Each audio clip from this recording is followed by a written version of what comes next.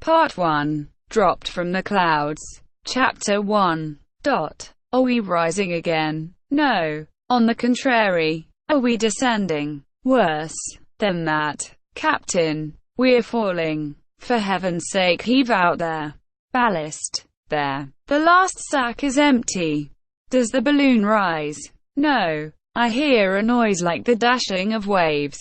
The sea is below the car.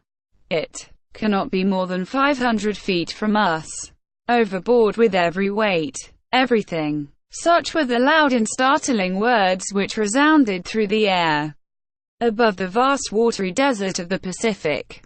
About 4 o'clock in the evening of the 23rd of March, 1865, few can possibly have forgotten the terrible storm from the northeast.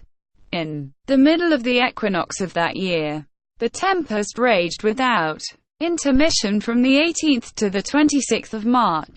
Its ravages were terrible in America, Europe, and Asia, covering a distance of 1,800 miles, and extending obliquely to the equator from the 35th north parallel to the 40th south parallel. Towns were overthrown, forests uprooted, coasts devastated by the mountains of water which were precipitated on them, vessels cast on the shore, which the published accounts numbered by hundreds, whole districts leveled by waterspouts which destroyed everything they passed over, several thousand people crushed on land or drowned at sea. Such were the traces of its fury left by this devastating tempest. It surpassed in disasters those which so frightfully ravaged Havana and Guadalupe, one on the 25th of October, 1810, the other on the 26th of July, 1825. But while so many catastrophes were taking place on land and at sea, a drama not less exciting was being enacted in the agitated air. In fact, a balloon, as a ball might be carried on the summit of a waterspout, had been taken into the circling movement of a column of air, and had traversed space at the rate of 90 miles an hour, turning round and round as if seized by some aerial maelstrom.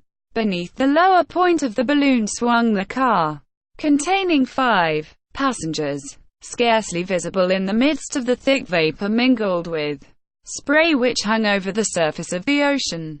Whence, it may be asked, had come that plaything of the tempest?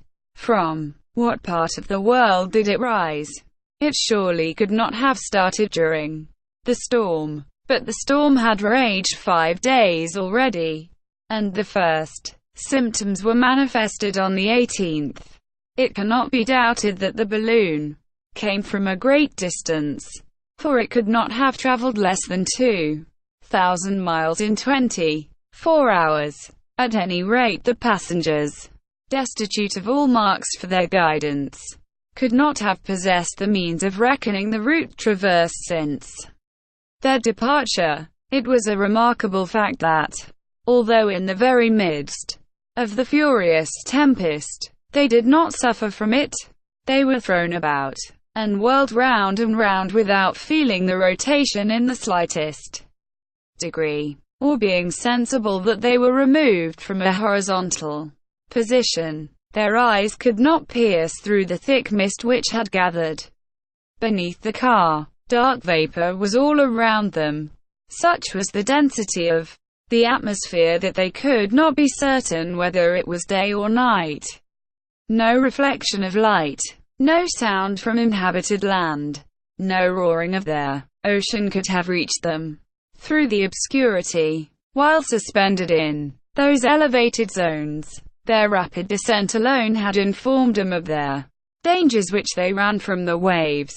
However, the balloon, lightened of heavy articles, such as ammunition, arms, and provisions, had risen into the higher layers of the atmosphere, to a height of 400–500 feet. The voyagers, after having discovered that the sea extended beneath them, and thinking the dangers above less dreadful than those below, did not hesitate to throw overboard even their most useful articles, while they endeavored to lose no more of that fluid, the life of their enterprise, which sustained him above the abyss.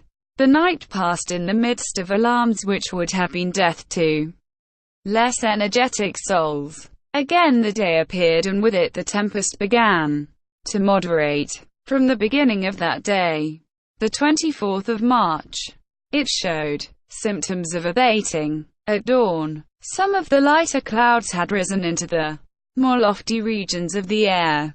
In a few hours the wind had changed from a hurricane to a fresh breeze.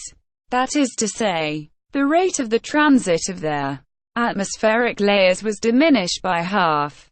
It was still what sailors call a close, reefed topsail breeze, but the commotion in the elements had none the less considerably diminished. Towards 11 o'clock, the lower region of the air was sensibly clearer. The atmosphere threw off that chilly dampness which is felt after the passage of a great meteor. The storm did not seem to have gone farther to the west. It appeared to have exhausted itself. Could it have passed away in electric sheets, as is sometimes the case with regard to the typhoons of the Indian Ocean? But at the same time, it was also evident that the balloon was again slowly descending with a regular movement. It appeared as if it were, little by little, collapsing, and that its case was lengthening and extending, passing from a spherical to an oval form. Towards midday their balloon was hovering above the sea at a height of only 2,000 feet. It contained 50,000 cubic feet of gas, and, thanks to its capacity, it could maintain itself for a long time in the air, although it should reach a great altitude or might be thrown into a horizontal position. Perceiving their danger, the passengers cast away the last articles which still weighed down the car, the few provisions they had kept, everything, even to their pocket knives, and one of them, having hoisted himself onto the circles which united the cords of the net, tried to secure more firmly the lower point of the balloon. It was, however, evident to the voyagers that the gas was failing, and that the balloon could no longer be sustained in the higher regions. They must infallibly perish. There was not a continent, nor even an island, visible beneath them. The watery expanse did not present a single speck of land, not a solid surface upon which their anchor could hold. It was the open sea, whose waves were still dashing with tremendous violence.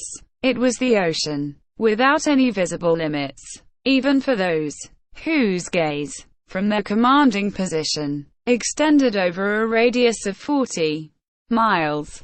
The vast liquid plain, lashed without mercy by the storm, appeared as if covered with herds of furious chargers, whose white and disheveled crests were streaming in the wind.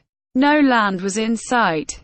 Not a solitary ship could be seen. It was necessary at any cost to arrest their downward course, and to prevent the balloon from being engulfed in the waves. The voyagers directed all their energies to this urgent work. But, notwithstanding their efforts, the balloon still fell, and at the same time, shifted with the greatest rapidity, following the direction of the wind, that is to say, from the northeast to the southwest. Frightful indeed was the situation of these unfortunate men. They were evidently no longer masters of the machine. All their attempts were useless. The case of the balloon collapsed more and more. The gas escaped, without any possibility of retaining it. Their descent was visibly accelerated, and soon after midday the car hung within 600 feet of their ocean. It was impossible to prevent the escape of gas, which rushed through a large rent in the silk. By lightening the car of all the articles which it contained, the passengers had been able to prolong their suspension in the air for a few hours. But the inevitable catastrophe could only be retarded, and if land did not appear before night, Voyager's car and balloon must too. A certainty vanished beneath the waves. They now resorted to the only remaining expedient. They were truly dauntless men, who knew how to look death in the face. Not a single murmur escaped from their lips. They were determined to struggle to the last minute, to do anything to retard their fall. The car was only a sort of willow basket, unable to float, and there was not the slightest possibility of maintaining it on the surface of the sea. 2 more hours passed and the balloon was scarcely 400 feet above their water. At that moment a loud voice, the voice of a man whose heart was inaccessible to fear, was heard. To this voice responded others not less determined. "Is everything thrown out?" "No. Here are still $2,000 in gold." A heavy bag immediately plunged into the sea. "Does the balloon rise?" "A little. But it will not be long before it falls again." "What still remains to be thrown out?" "Nothing." "Yes. The car. Let us catch hold of the net, and into the sea with the car." This was, in fact, the last and only mode of lightening the balloon. The ropes which held the car were cut, and the balloon, after its fall, mounted 2,000 feet. The 5 voyagers had hoisted themselves into the net, and clung to the meshes, gazing at the abyss. The delicate sensibility of balloons is well known. It is sufficient to throw out the lightest article to produce a difference in its vertical position. The apparatus in the air is like a balance of mathematical precision. It can be thus easily understood that when it is lightened of any considerable weight, its movement will be impetuous and sudden. So it happened on this occasion. But after being suspended for an instant aloft, the balloon began to redescend, the gas escaping by the rent which it was impossible to repair. The men had done all that men could do. No human efforts could save them. Now, they must trust to the mercy of Him who rules the elements. At 4 o'clock the balloon was only 500 feet above the surface of their water. A loud barking was heard. A dog accompanied the voyagers, and was held, pressed close to his master in the meshes of the net. "Top has seen something," cried one of the men. Then immediately a loud voice shouted, "Land! Land!" The balloon, which the wind still drove towards the southwest, had since daybreak gone a considerable distance, which might be reckoned by hundreds of miles, and a tolerably high land had, in fact, appeared in that direction. But this land was still 30 miles off. It would not take less than an hour to get to it. And then there was the chance of falling to leeward. An hour. Might not the balloon before that be emptied of all the fluid it yet retained? Such was the terrible question. The voyagers could distinctly see that solid spot which they must reach at any cost. They were ignorant of what it was, whether an island or a continent, for they did not know to what part of the world the hurricane had driven them. But they must reach this land, whether inhabited or desolate, whether hospitable or not.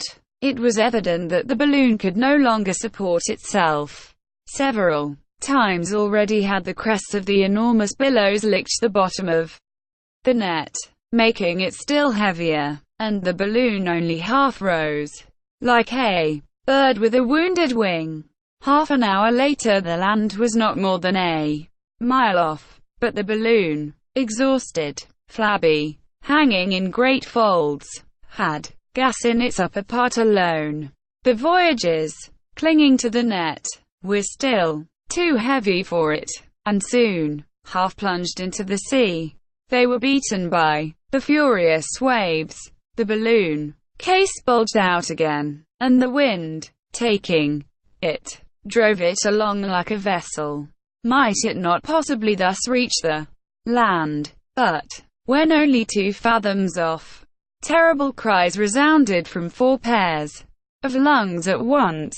The balloon, which had appeared as if it would never again rise, suddenly made an unexpected bound, after having been struck by a tremendous sea, as if it had been at that instant relieved of a new part of its weight. It mounted to a height of 1,500 feet, and here it met a current of wind, which instead of taking it directly to the coast, carried it in a nearly parallel direction.